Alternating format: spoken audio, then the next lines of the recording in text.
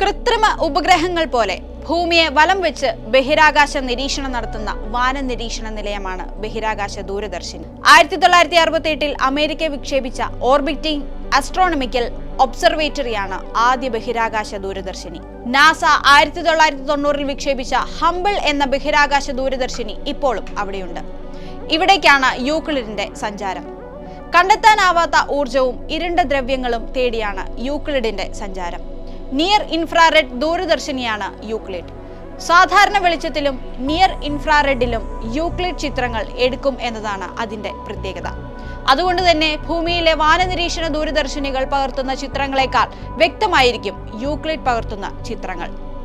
Elon മസ്കിന്റെ space X falcon 9 റോക്കറ്റിൽ അമേരിക്കയിലെ ഫ്ലോറിഡയിലെ വിക്ഷേപണ കേന്ദ്രത്തിൽ നിന്നാകും യൂക്ലിഡിന്റെ യാത്ര തുടങ്ങുക. സൂര്യന്റെയും ഭൂമിയുടെയും ഭ്രമണപഥത്തിനിടയിൽ ലഗ്രാഞ്ച് പോയിന്റ് 2 യൂക്ലിഡിന്റെ ഭ്രമണപഥം. വിക്ഷേപണത്തിന് ശേഷം 30 ദിവസം കഴിഞ്ഞാണ് യൂക്ലിഡ് എത്തുക. 1 കോടിയിലധികം കിലോമീറ്റർ ദൈർഘ്യമുള്ള ഭ്രമണപഥമാണിത്.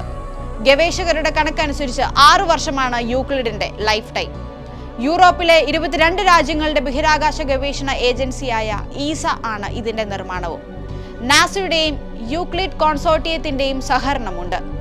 13 യൂറോപ്യൻ രാജ്യങ്ങളിലെയും US, കാനഡ, ജപ്പാൻ എന്നിവിടങ്ങളിലെയും 300 ശാസ്ത്ര സ്ഥാപനങ്ങളിലെ 2000 ശാസ്ത്രജ്ഞന്മാരുടെ കൂട്ടായ്മയാണ് ഈ ദൗത്യത്തിനു പിന്നിൽ. 2015 മുതൽ 2025 വരെയുള്ള ഈസയുടെ 3ാമത്തെ പരിപാടിയായ കോസ്മിക് വിഷന്റെ പ്രധാന ഭാഗമാണ് യൂക്ലിഡ്.